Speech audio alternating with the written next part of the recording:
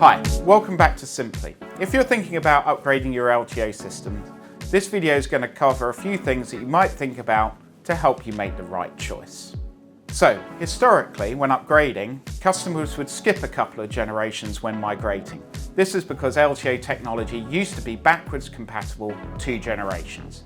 So moving, for example, from LTO 5 to LTO 7 not only gave you a big capacity increase, but it also gave you a big performance increase. However, with LTO 8 and LTO 9, these technologies are only backwards compatible 1 generation, and as we've just found out, LTO 10 isn't backwards compatible at all. So migrating from, say, LTO 8 to LTO 9, or LTO 9 to 10, has become less clear-cut. So let's look into this in a little bit more detail. Now, on the bright side, migration gets you extra capacity.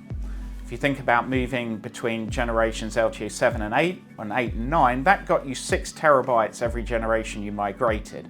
And even though LTO 10 didn't double capacity as originally hoped, it still got you a healthy 67% increase over LTO 9, which is no mean feat considering that hard drive manufacturers are struggling to add even 8 or 10% between generations at the moment. But before you rush off to start migrating everything, ask yourself a question.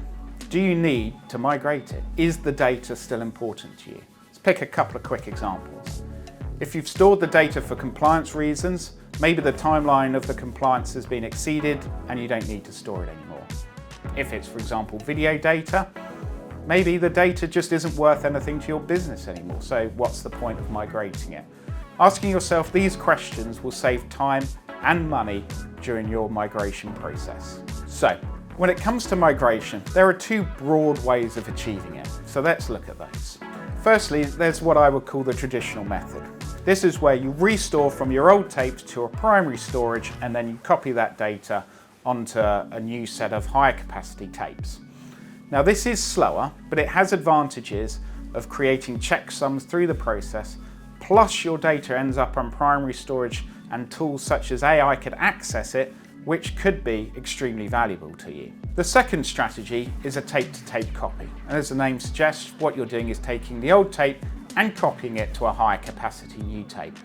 Typically, this is still done via an NVMe or hard drive cache, and it's made possible by an open file system such as LTFS.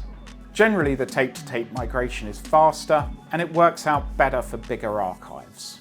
In truth, most businesses use a mixture of these 2 approaches to migrate their data, as well as taking the valuable opportunity to clean house and consider what they really need to migrate. Ultimately, migrating data saves customers costs, either by streamlining their LTO estate or by increasing the capacity within the same footprint. So here's another thought. Just because you're upgrading, maybe to the latest and greatest LTO 10, doesn't mean you need to migrate. There are plenty of companies out there that never migrate between LTO generations.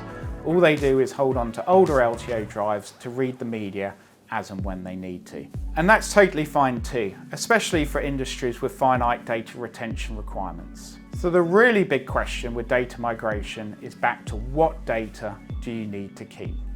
What data is it that has value to the business, or what data do you need to keep for compliance reasons? And it's answering these questions will help you decide whether to migrate or not, or wait for a subsequent generation of LTO to migrate. As always, there's no one-size-fits-all answer, so do feel free to email hello@gosimply.com with any questions you might have. Thanks for watching. I'll see you next time.